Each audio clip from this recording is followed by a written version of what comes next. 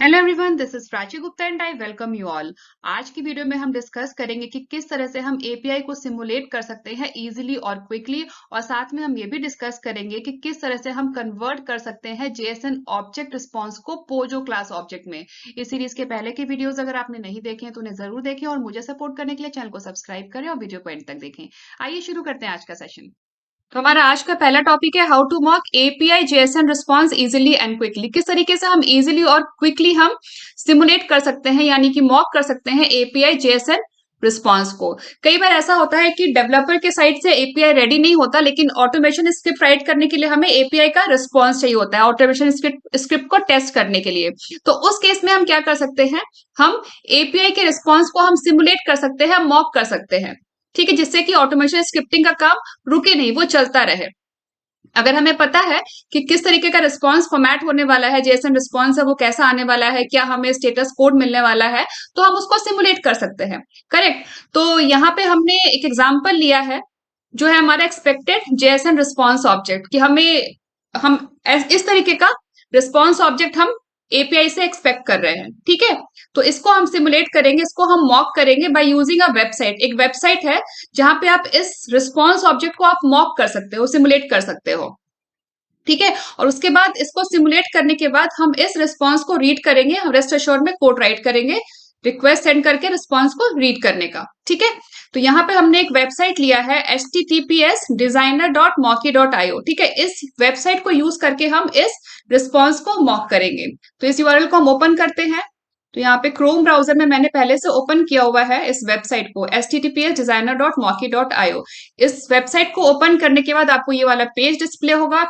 इस पे बहुत इजीली आप मॉक कर सकते हो जेसन रिस्पॉन्स को। वैसे तो और भी कई वेबसाइट्स होंगे जहां पे आप इस तरीके के रिस्पॉन्सेस को मॉक कर सकते हो, पर मुझे ये काफी इजी लगता है तो मुझे लगा मैं आप लोगों के साथ शेयर करती हूँ।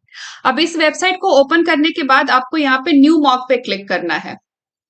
न्यू मॉक पे क्लिक करने के बाद यहाँ पे आप अपना रिस्पॉन्स को आप डिजाइन कर सकते हो। डिजाइन योर मॉक, यहाँ पे आ रहा है डिजाइन योर मॉक, तो यहाँ पे आप डिजाइन कर सकते हो। अब यहाँ पे क्या क्या फील्ड्स हैं देखते हैं। सबसे पहले है एचटीटीपी स्टेटस। अब यहाँ पे आपका जो भी एक्सपेक्टेड स्टेटस कोड हो वो आप यहाँ पे सेट कर दीजिए। मैंने यहाँ पे 200 रहने दिया है। जो भी आप एपीआई के रिस्पॉन्स में आप एक्सपेक्ट कर रहे हो स्टेटस कोड, वो आप यहाँ पे सेट कर दीजिए। उसके बाद है रिस्पॉन्स कंटेंट टाइप। अब चूंकि हमारा जो ये रिस्पॉन्स है ये जेएसएन फॉर्मेट में है, हमें पता है, तो यहाँ पे हमने सॉरी तो यहाँ पे हमने रिस्पॉन्स कंटेंट टाइप को एप्लीकेशन/जेएसएन रहने दिया है। कैरेक्टर सेट को हमने UTF-8 रहने दिया है। उसके बाद यहाँ पे है एचटीटीपी हेडर। ये ऑप्शनल फील्ड है, लेकिन अगर आपको ये भी मॉक करना है तो आप यहाँ पे, अगर आपको पता है कि आपको क्या हेडर सेट करना है, तो यहाँ पे आप वो भी मॉक कर सकते हो, वो भी आप यहाँ पे ऐड कर सकते हैं। ठीक है, अब इसके बाद यहाँ पे आता है रिस्पॉन्स बॉडी। अब ये है हमारा रिस्पॉन्स बॉडी। अब रिस्पॉन्स बॉडी क्रिएट कैसे करेंगे, मैंने तो यहाँ पे इसको नोटपैड में क्रिएट किया है। ठीक है, लेकिन कई बार ऐसा होता है कि जब हम नोटपैड में क्रिएट करते हैं तो कई बार कॉमा मिस हो गया, कहीं पे कोट्स मिस हो गया, तो ऐसे छोटे मोटे एरर्स हमें पता नहीं चल पाते हैं। तो इसके लिए हमारे पास एक है online editor, JSON editor online.org। ठीक है, वैसे तो और भी बहुत सारे नेट पे एडिटर अवेलेबल है जेएसएन के, लेकिन ये वाला काफी इजी टू यूज है, मैं ये वाला यूज करती हूँ। अब आपको क्या करना है, यहाँ पे जैसे यहाँ पे ये एग्जांपल ले लीजिए। यहाँ पे एक पहले से मैंने क्रिएट किया था, ये वो यहाँ पे डिस्प्ले हो रहा है। तो जब आप इस यूआरएल को ओपन करेंगे जेएसएन एडिटर online.org को, तो आपको इस तरीके का पेज मिलेगा, खाली पेज मिलेगा। ठीक है, अब ये मैंने पहले से चूंकि इसमें एडिट किया हुआ था तो यहाँ पे डिस्प्ले हो रहा है। अब इसमें आपको कोई भी नोड ऐड करना है, सपोज इसमें मुझे लास्ट नेम ऐड करना है, तो यहाँ पे आप एंटर कर सकते हैं लास्ट नेम। ये आ गया हमारा नोड। फिर कोलन के बाद यहाँ पे वैल्यू मैं दे देती हूँ सुरेश। अब देखिए यहाँ पे अगर मैं कुछ मिस्टेक करूंगी ना तो यहाँ पे आ जाएगा सुरेश मेहरा। अब देखिए यहाँ पे ये एरर बता रहा है, comma expected after value but got codes at line 4। अब यहाँ पे मैंने कॉमा नहीं दिया ना, अभी दो कीज को सेपरेट करने के लिए हमें यहाँ पे कॉमा देना है। अब मैंने यहाँ पे कॉमा मिस कर दिया है, तो यहाँ पे देखिए एरर दे देगा आपको इमीडिएटली। मैंने कॉमा लगा दिया तो चला गया। ठीक है, तो आप इस तरीके का एडिटर भी आप यूज कर सकते हो जेएसएन डेटा को क्रिएट करने के लिए, जेएसएन ऑब्जेक्ट को क्रिएट करने के लिए। ठीक है, आप इसमें कंपेयर भी कर सकते हो दो जेएसएन ऑब्जेक्ट को। फॉर एग्जाम्पल ये वाला जेएसएन ऑब्जेक्ट है, इसको मैंने यहाँ से कॉपी किया। ठीक है, इसका भी चेक कर लेते हैं फॉर्मेट की सही है कि नहीं है। और इसको मैं यहाँ पे अगर पेस्ट कर दूं, यहाँ पे मैं टेक्स्ट में गई, मैंने इसको यहाँ पे पेस्ट कर दिया। अब मुझे इस वाले जेसन ऑब्जेक्ट को इससे कंपेयर करना है, इन दोनों को मुझे कंपेयर करना है, तो मैं क्या करूंगी, यहाँ पे कंपेयर पे क्लिक कर दूंगी। ठीक है, कंपेयर पे क्लिक करने के बाद स्विच टू ट्री मोड। अब देखिए जो भी डिफरेंस होगा ना वो हमें यहाँ पे दिख जाएगा। अब ये वाला जो जेसन ऑब्जेक्ट, इसमें first name, last name, gender, age, salary, hobbies तक तो सेम है। यहाँ पे डिग्री एक एडिशनल है, जो इस वाले जेसन ऑब्जेक्ट में डिग्री नहीं है। ठीक है, तो इस तरीके से आप कंपेयर भी कर सकते हो। कुछ स्पेलिंग मिस्टेक है, कुछ एरर है, तो वो भी आपको यहाँ पे मिल जाएगा। जैसे यहाँ पे अगर मैंने यहाँ पे सिंगल कोट्स मिस कर दिया, तो देखिए यहाँ पे आ गया ना, invalid character eight line 3 column 0। अब चाहो तो इसको आप ऑटो रिपेयर कर दो, या फिर आप मैनुअली भी, अगर आपको पता चल जाता तो आप मैनुअली ऐड कर दो, या फिर अगर आप ऑटो रिपेयर करोगे तो ये ऑटोमेटिकली भी रिपेयर कर देगा। ठीक है, तो इस तरीके से आप किसी भी ऑनलाइन एडिटर को यूज कर सकते हो, या तो आप ये वाला यूज कर लीजिए, या फिर आप कोई और यूज कर लीजिए। तो आई होप आप लोगों को समझ आ गया होगा कि किस तरीके से आप जेसन ऑब्जेक्ट क्रिएट कर सकते हो। अब हमें इस ऑब्जेक्ट को मॉक करना है, तो मैंने यहां से इसको कर लिया कॉपी, और हम चलते हैं हमारे डिजाइनर में। ये हमारा डिजाइन योर मॉक वाला पेज। अब हमें यहाँ पे क्या करना है, हमारे यहाँ पे रिस्पॉन्स बॉडी रहता है, तो जो हमारा रिस्पॉन्स ऑब्जेक्ट वो मैंने यहाँ पे कर दिया पेस्ट।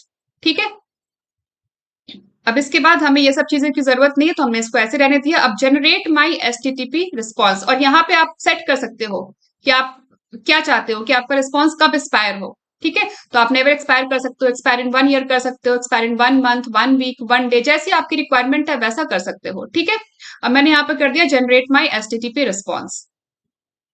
अब इस पे क्लिक करते ही हमें यहाँ पे एक लिंक मिलेगा, your mock is ready mock URL. ठीक है, इसको हमें कर लेना है कॉपी। ये है हमारा यूआरएल। अब हमें जो रिक्वेस्ट सेंड करना है, हमें इस यूआरएल पर रिक्वेस्ट सेंड करना है।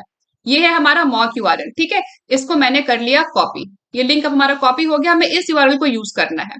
इसको कॉपी करके मैं यहीं पे पेस्ट कर लेती हूँ। ठीक है, अब हमें जो भी रिक्वेस्ट सेंड करना होगा इस यूआरएल पे रिक्वेस्ट सेंड करना होगा। अब हम इस यूआरएल पे हम एक गेट रिक्वेस्ट सेंड करेंगे। एक्लिप्स आईडी में हम कोड राइट करेंगे रेस्ट एश्योर्ड में, और हम एक गेट रिक्वेस्ट सेंड करेंगे, और इस रिस्पॉन्स को हम प्रिंट करेंगे। ठीक है, और स्टेटस कोड भी वैलिडेट करेंगे। ये दोनों काम हम करेंगे। गेट रिक्वेस्ट सेंड करना है, हमें रिस्पॉन्स को प्रिंट करना है, रिस्पॉन्स बॉडी को हमें प्रिंट करना है, और हमें स्टेटस कोड को वैलिडेट करना है। स्टेटस कोड हमारा क्या होना चाहिए, 200 होना चाहिए, वही हमने सेट किया था। ठीक है, तो प्रैक्टिकल के लिए हम एक्लिप्स आईडी ओपन करते हैं, चलते हैं डेस्कटॉप पे, और ये रहा शॉर्टकट एक्लिप्स आईडी का। मैंने इस पर डबल क्लिक किया, और ये work space, rest assured work space हम लोगों ने सीरीज के स्टार्टिंग में ही क्रिएट किया था, और हर सेशन में हम यही वर्क स्पेस यूज करते आ रहे हैं, इसलिए हम आज के सेशन में भी यही वर्क स्पेस यूज करेंगे। और मैंने लॉन्च पे क्लिक कर दिया,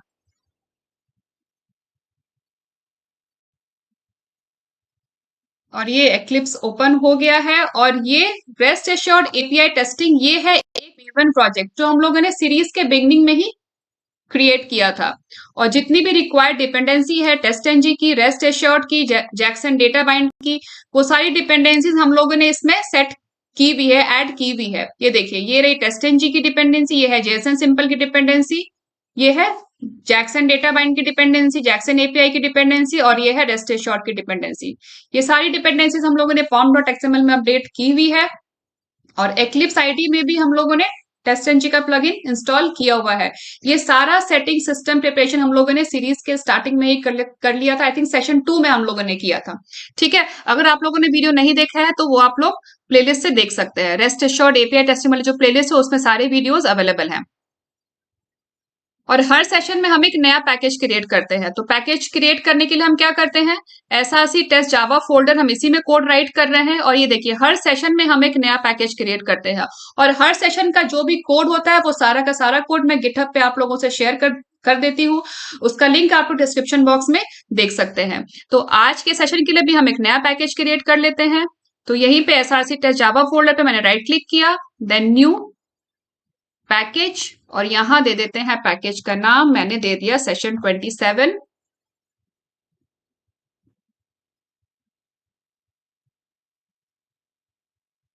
I think this package already exist. यहाँ पे एक स्पेस दे देती हूँ मैं, सेशन अंडरस्कोर 27। ठीक है, एंड फिनिश। इसको मैं कर देती हूँ यहां से डिलीट। एक बार फिर से पैकेज क्रिएट कर लेते हैं, इसको मैं डिलीट कर देती हूँ।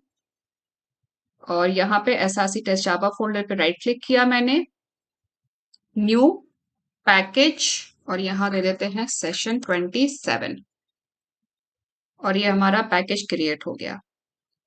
अब जावा कोड राइट करने के लिए हमें क्लास चाहिए जिसमें हम अपना टेस्ट मेथड राइट करेंगे। तो क्लास क्रिएट करने के लिए सेशन 27 पैकेज पे मैंने राइट क्लिक किया एंड न्यू क्लास, और यहाँ क्लास का नाम दे देते हैं डेमो टेस्ट, और इसमें हम मेन मेथड ऐड नहीं कर रहे हैं क्योंकि हम टेस्ट यूज कर रहे हैं टेस्ट केसेस को एग्जीक्यूट करने के लिए। And finish. तो हमने ये क्लास क्रिएट कर लिया डेमो टेस्ट के नाम से। अब इस क्लास के अंदर हम एक टेस्ट मेथड क्रिएट करेंगे। तो उसके लिए हमारा स्टेटमेंट होगा पब्लिक वॉइड, फिर देंगे मेथड का नाम, मैंने दे दिया test1।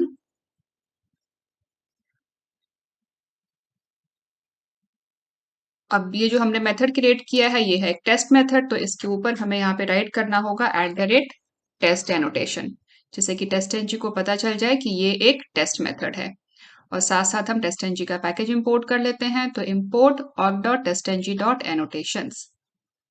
अब हमें क्या करना है, हमें एक गेट रिक्वेस्ट सेंड करना है इस यूआरएल पे। ठीक है, इस यूआरएल को मैं यहाँ पे कॉपी कर लेती हूँ रेफरेंस के लिए।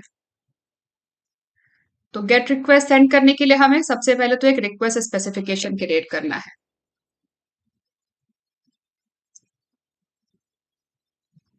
तो उसके लिए यहाँ पे हमारा स्टेटमेंट हो जाएगा रिक्वेस्ट स्पेसिफिकेशन का, हमें यहाँ पे क्रिएट करना है एक रेफरेंस। तो यहाँ पे रिक्वेस्ट स्पेसिफिकेशन, रिक्वेस्ट स्पेक दे दिया मैंने ऑब्जेक्ट का नाम। और अब इसका रेफरेंस कैसे मिलेगा, तो उसके लिए रेस्ट एश्योर्ड डॉट गिवन, इससे हमें रेस्ट एश्योर्ड का ये रिटर्न करेगा एक रेफरेंस। ठीक है, अब हम इसी रिक्वेस्ट स्पेसिफिकेशन को यूज करेंगे आगे। अब हमें यहाँ पे स्पेसिफाई करना है यूआरएल। तो रिक्वेस्ट स्पेसिफिकेशन का ऑब्जेक्ट डॉट बेस यूआरआई, और यहाँ डबल कोट्स में ये रहा हमारा यूआरएल। ये जो हमने यहाँ पे पेस्ट किया है इसको मैं बेस यूआरआई में यहाँ पे सेट कर देती हूँ, और लास्ट में सेमीकोलन से स्टेटमेंट एंड। अब हमें क्या करना है, हमने यूआरआई तो सेट कर दिया, अब इसके बाद हमें यहाँ पे गेट रिक्वेस्ट सेंड करना है इस यूआरआई को। तो उसके लिए हमारा क्या स्टेटमेंट होगा, ये रिक्वेस्ट स्पेसिफिकेशन का object perform gate request, request specification का ऑब्जेक्ट डॉट गेट मेथड को हमने यहाँ पे कॉल कर लिया। अब जब हम इस गेट मेथड को कॉल करेंगे रिक्वेस्ट परफॉर्म करने के लिए, तो हमें रिटर्न में मिलेगा रिस्पॉन्स। तो इसके रिस्पॉन्स को हम एक रिस्पॉन्स ऑब्जेक्ट में स्टोर कर लेते हैं।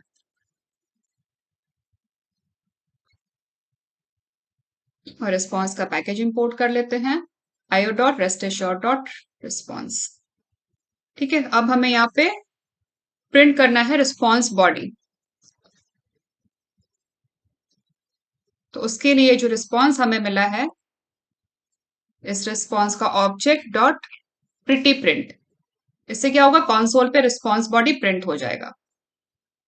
ठीक है, और उसके बाद यहाँ पे हमें क्या करना है, हमें स्टेटस कोड को वेरीफाई करना है। Validate status code to be 200।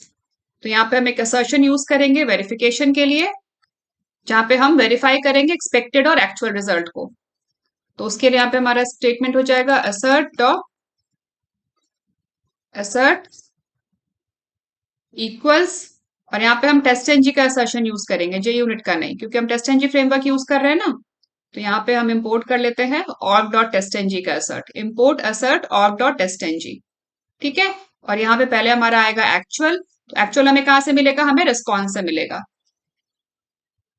तो रिस्पॉन्स का object dot status code, status code method हमें जो भी रिस्पॉन्स आया है सर्वर से एपीआई रिक्वेस्ट के बदले में, वो हमें रिटर्न करेगा। तो यहाँ पे हमें मिल गया एक्चुअल स्टेटस कोड। और इसके बाद यहाँ पे हम दे देते हैं एक्सपेक्टेड जो है हमारा 200, और इसके बाद यहाँ पे एक हम राइट कर देते हैं असर्शन एरर मैसेज।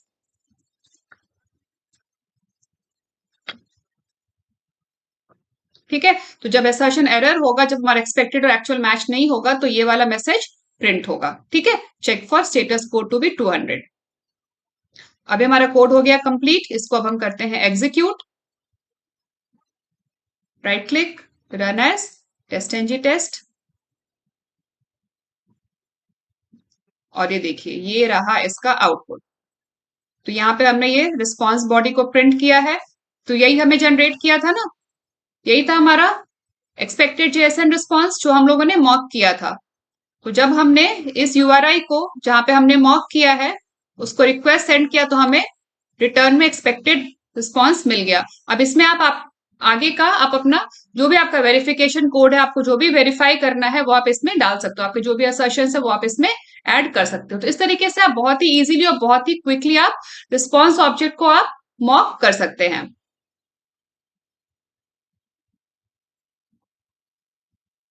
अब इसके बाद हमारा नेक्स्ट टॉपिक है how to convert JSON object response to POJO class object.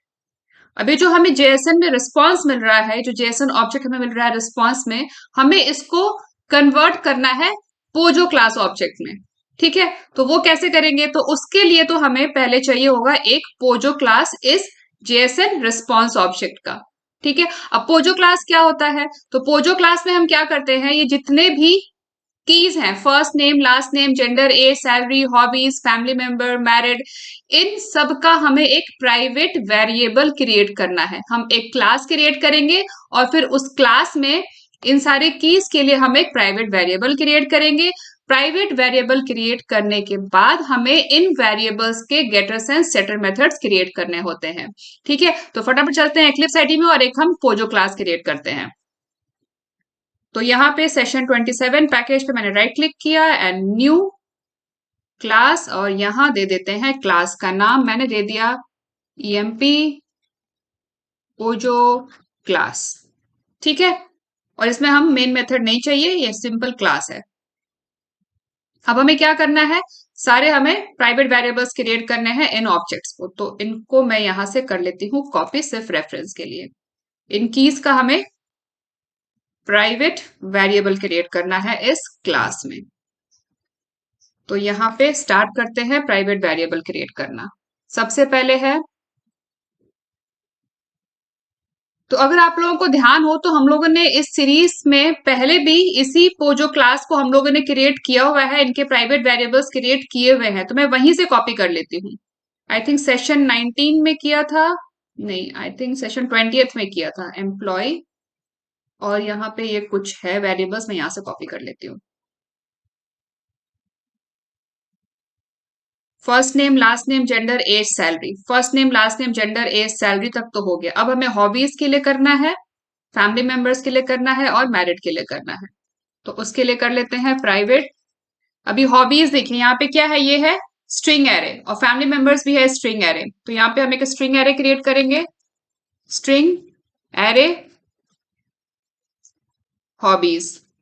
ठीक है, ये आ गया हमारा हॉबीज के लिए। अब ठीक इसी तरीके से हम फैमिली मेंबर्स के लिए भी कर लेते हैं। अब यहाँ पे देखिए फैमिली मेंबर्स में क्या है, यहाँ पे जो वैल्यू है वो की वैल्यू में है, की और वैल्यू पेयर में है। ये 1 हो गया की और ये हो गया उसका वैल्यू, 2 हो गया की और ये फादर हो गया उसकी वैल्यू। ठीक है, तो की वैल्यू पेयर में अगर हमें डेटा को स्टोर करना है तो उसके लिए जावा में, जावा कलेक्शंस में हमारे पास मैप इंटरफेस है, हम उसको यूज करेंगे। तो यहाँ पे हम एक मैप इंटरफेस का ऑब्जेक्ट क्रिएट करेंगे फैमिली मेंबर्स के लिए, जिसमें हम वैल्यूज स्टोर कर सकते हैं की और वैल्यू पेयर में। ठीक, तो उसके लिए हमारा स्टेटमेंट होगा प्राइवेट मैप, और यहाँ पे हम देंगे डेटा टाइप, की और वैल्यू का डेटा टाइप। तो की भी है हमारा स्ट्रिंग और वैल्यू भी है स्ट्रिंग, और यहाँ पे वेरिएबल का नाम, तो ये हो गया वेरिएबल का नाम फैमिली मेंबर्स, और यहाँ पे लास्ट में सेमीकोलन से स्टेटमेंट एंड। तो हमने फैमिली मेंबर्स के लिए भी यहाँ पे एक प्राइवेट वेरिएबल क्रिएट कर लिया। अब इसके बाद क्या करना है, सारे वेरिएबल्स तो हमने क्रिएट कर लिए, सारे प्राइवेट वेरिएबल्स क्रिएट कर लिए। अब इसके बाद हमें इनके गेटर्स एंड सेटर्स क्रिएट करने हैं। और यहाँ पे है एक एरर क्योंकि हमने मैप का पैकेज इंपोर्ट नहीं किया है। तो यहाँ पे मैप इंटरफेस का हम पैकेज इंपोर्ट कर लेते हैं, java.utils। ठीक है, अब हम सारे प्राइवेट वेरिएबल्स के गेटर्स एंड सेटर्स क्रिएट करेंगे। अब गेटर्स एंड सेटर्स फंक्शन या तो आप यहाँ पे टाइप कर लीजिए या फिर आप शॉर्टकट यूज कर सकते हैं। एक्लिप्स में एक शॉर्टकट तरीका होता है। तो जहां भी आपको getters and setters method generate करना है वहां पे आप अपने कर्सर को प्लेस कीजिए, देन राइट क्लिक, सोर्स, और यहाँ पे जनरेट गेटर्स एंड सेटर्स। अब जिन जिन वेरिएबल्स का आपको गेटर्स एंड सेटर जनरेट करना है उन सबको आप यहाँ पे चेक कर लीजिए। ठीक है, हमें एज का चाहिए तो हमने एज कर लिया। हमें तो सबका ही चाहिए, family members, first name, gender, hobbies, last name, salary. ठीक है, तो ये देखिए एज का getter, get age, setter, set age. वैसे यहाँ पे फैमिली मेंबर्स का जनरेट होगा गेट फैमिली मेंबर्स के नाम से, और सेट करने के लिए सेट फैमिली मेंबर्स के नाम से। ऐसे ही सारे वेरिएबल्स के यहाँ पे गेटर से सेटर जनरेट हो जाएंगे ऑटोमेटिकली। अब हमें करना है यहाँ पे जनरेट ऑप्शन पे क्लिक। ये देखिए, तो ये हमारा गेटर एंड सेटर सारे प्राइवेट वेरिएबल्स का जनरेट हो गया ऑटोमेटिकली। फर्स्ट नेम के लिए get first name, set first name, last name के लिए get last name, set last name. तो ऐसे ही जेंडर के लिए यहाँ पे get gender, set gender, age के लिए get age, set age, get salary, set salary, hobbies के लिए get hobby, set hobby, family members के लिए gate family members and set family members. ठीक है, अब हमारा ये एम्प्लॉय का पोजो क्लास हो गया कंप्लीट। अब हम चलते हैं हमारे टेस्ट मेथड में। अब ऐसा करते हैं, इस टेस्ट मेथड को डिस्टर्ब नहीं करते हैं, एक और टेस्ट मेथड हम क्रिएट कर लेते हैं। कॉपी कर लिया हमने इसको और यहाँ पे कर देते हैं पेस्ट, और टेस्ट मेथड का नाम कर देते हैं test2। अब यहाँ पे हमें रिक्वेस्ट स्पेसिफिकेशन तो क्रिएट करना ही है, तो ये स्टेटमेंट एज इट इज रहेगा। यूआरएल भी स्पेसिफाई करना है, ये भी एज इट इज रहेगा। अब यहाँ पे गेट रिक्वेस्ट परफॉर्म करने के बाद ऐसा करते हैं, इसको हम यहाँ से कर देते हैं डिलीट अभी के लिए। ठीक है, अब यहाँ पे देखिए, यहाँ पे हमने गेट रिक्वेस्ट परफॉर्म किया। अब हमें क्या करना है, रिक्वेस्ट परफॉर्म करने के बाद, रिक्वेस्ट को सेंड करने के बाद जो हमें रिस्पॉन्स मिलेगा, हमें उसको क्या करना है, रिस्पॉन्स को हमें कन्वर्ट करना है, पोजो क्लास ऑब्जेक्ट में कन्वर्ट करना है, जेएसएन ऑब्जेक्ट रिस्पॉन्स को टू पोजो क्लास ऑब्जेक्ट। ठीक है, तो यहां पे हमें जो रिस्पॉन्स मिलेगा उसको हमें लेना है पोजो क्लास ऑब्जेक्ट में। तो पोजो क्लास क्या है हमारा, पोजो क्लास है ईएमपी पोजो क्लास। तो इसका हम यहाँ पे एक ऑब्जेक्ट क्रिएट कर लेते हैं क्योंकि हमें इसी क्लास ऑब्जेक्ट में कन्वर्ट करना है ना। तो यहाँ पे इसका हम एक ऑब्जेक्ट क्रिएट कर लेते हैं ईएमपी के नाम से, और इसके बाद यहाँ पे गेट मेथड को कॉल करने के बाद डॉट एस, और यहाँ पे क्लास, ये जो क्लास है ना, ये क्लास का नाम डॉट क्लास, और लास्ट में सेमीकोलन से स्टेटमेंट एंड। अभी क्या होगा, बस इतना ही स्टेटमेंट राइट करना है। तो अब जो रिस्पॉन्स ऑब्जेक्ट आएगा वो इस ईएमपी ऑब्जेक्ट में कन्वर्ट होके स्टोर हो जाएगा। अब उसके बाद इस क्लास के जितने भी हमारे पास गेटर मेथड्स हैं उनको यूज करके हम यहाँ पे एम्प्लॉय का इंफॉर्मेशन यहाँ पे हम प्रिंट कर लेंगे। ठीक है, तो एक एक करके फर्स्ट नेम, लास्ट नेम, जितने भी हैं। तो आई थिंक सेशन 20th में भी हमने कुछ इंफॉर्मेशन प्रिंट किया होगा डेफिनेटली। कुछ प्रिंट स्टेटमेंट्स हम यहाँ से कॉपी कर लेते हैं।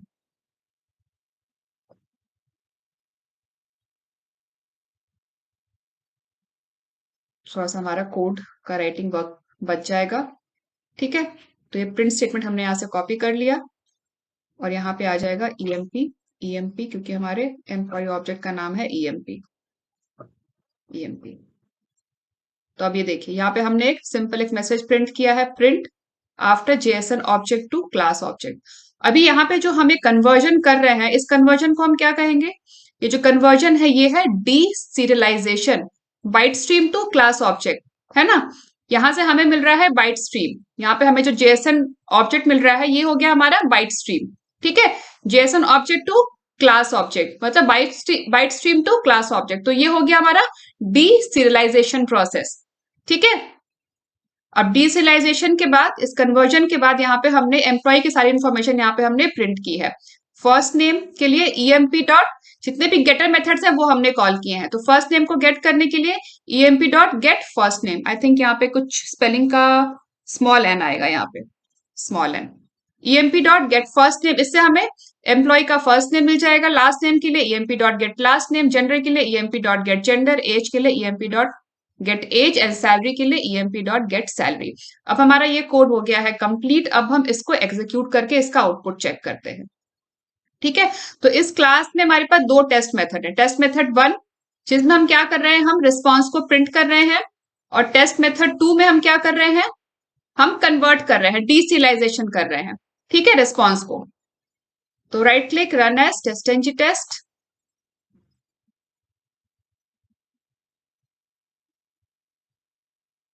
और यहां पे है एक एरर, देखते हैं क्या है एरर।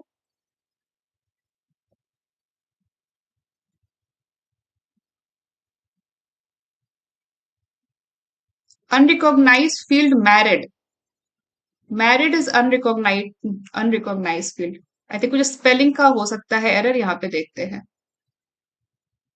अच्छा, यहाँ पे हमने मैरिड के लिए वेरिएबल क्रिएट नहीं किया ना, इसलिए ये एरर आया है। यहाँ पे हमने पोजो क्लास में मैरिड के लिए वेरिएबल क्रिएट नहीं किया, तो कर लेते हैं क्रिएट, और फिर हमें इसका गेटर एंड सेटर भी क्रिएट करना होगा। प्राइवेट मैरिड, अब ये क्या होगा, ये बूलियन टाइप होगा क्योंकि इसमें true and false value store होगी, तो डेटा टाइप बूलियन। ठीक है, ये वेरिएबल हमने क्रिएट कर लिया, और अब इसका हमें गेटर एंड सेटर चाहिए, तो गेटर एंड सेटर के लिए यहाँ पे लास्ट में चलते हैं और यहाँ पे जनरेट कर लेते हैं। Right click, source, generate getter and setter, और यहाँ पे मैरिड को सिलेक्ट कर लिया एंड जनरेट। तो ये हमारा गेटर एंड सेटर जनरेट हो गया मैरिड के लिए भी। अब हम चलते हैं डेमो टेस्ट मेथड में, और फिर से एग्जीक्यूट करते हैं। Right click, run as test test. तो ये देखिए अभी कोई एरर नहीं आया। ये देखिए, print after JSON object to class object, इसके बाद first name, last name, gender, age, salary. ठीक है, सारा हमने प्रिंट कर लिया। और अभी हमें और भी इंफॉर्मेशन प्रिंट करना चाहे तो हम कर सकते हैं। सैलरी के अलावा भी इंफॉर्मेशन और भी है। फॉर एग्जाम्पल हमारे पास हॉबीज है, फैमिली मेंबर है, और इसका मैरिड स्टेटस है। ठीक है, इन तीनों को भी हम प्रिंट कर लेते हैं। तो यहाँ पे पहले हम हॉबी को प्रिंट कर लेते हैं। तो उसके लिए यहाँ पे एक प्रिंट स्टेटमेंट राइट कर लेते हैं। पहले तो हम प्रिंट स्टेटमेंट में यहाँ पे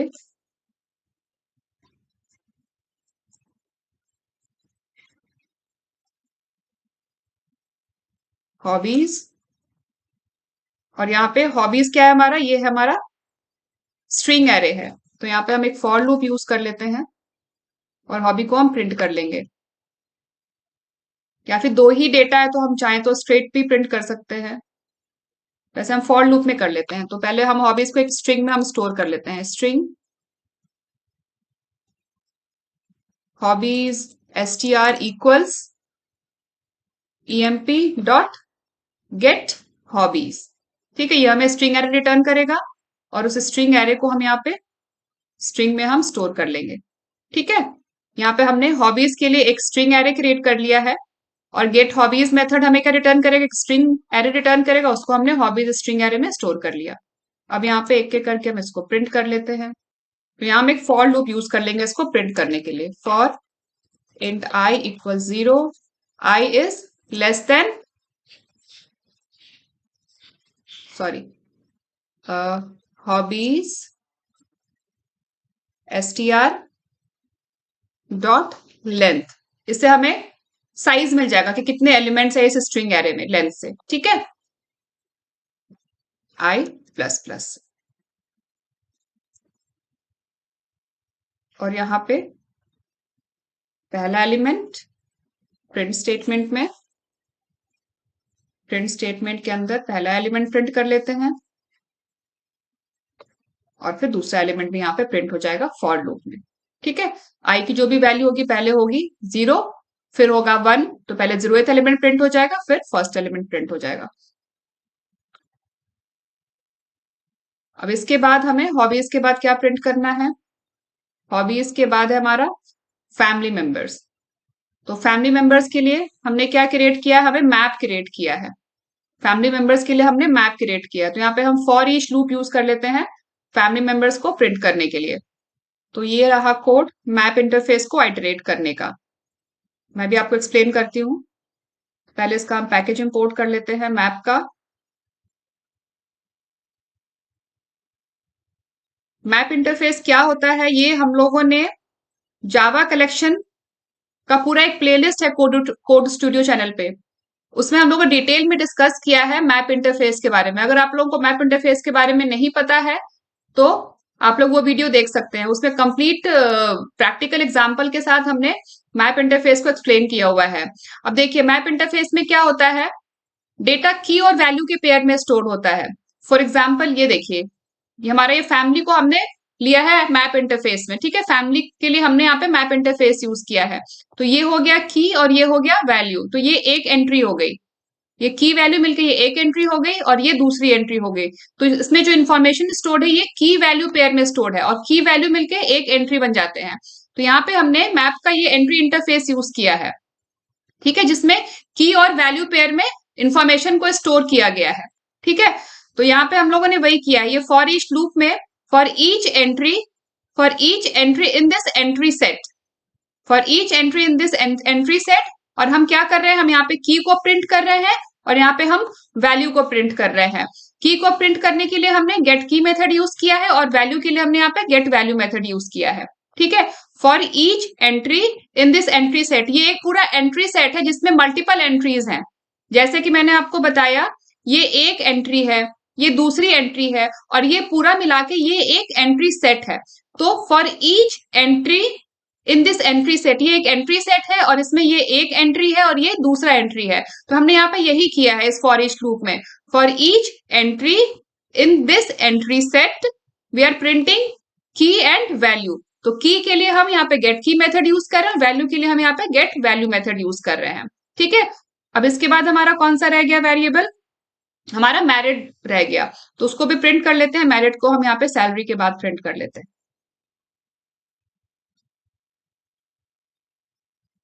इज मैरिड और emp.get is married, emp.isMarried method, ठीक है। अब हमने सारे एम्प्लॉय के इंफॉर्मेशन हमने यहाँ पे प्रिंट कर ली। अब इसको एग्जीक्यूट करते हैं, right click, run as test NG test. तो ये देखिए सारा आ गया ना, first name, last name, gender, age, salary, is married, hobbies में आ गया रीडिंग एंड म्यूजिक, ठीक है। हॉबीज में दो था ना हमारा information, reading and music, reading and music, और ये फैमिली मेंबर में की एंड वैल्यू पेयर हमने ऐसे प्रिंट किया है, ठीक है। तो आई होप आप लोगों को समझ आ गया होगा किस तरीके से हमने रिस्पॉन्स जेसन ऑब्जेक्ट को हमने कन्वर्ट किया या फिर डीसीरियलाइज किया क्लास ऑब्जेक्ट में। तो आज के सेशन में बस इतना ही, मिलते हैं नेक्स्ट सेशन में नए टॉपिक के साथ। अगर आप लोगों को वीडियो पसंद आया हो तो वीडियो को लाइक करें, ज्यादा से ज्यादा शेयर करें, चैनल को सब्सक्राइब करें और बेल आइकन दबाना ना भूलें। Thanks for watching.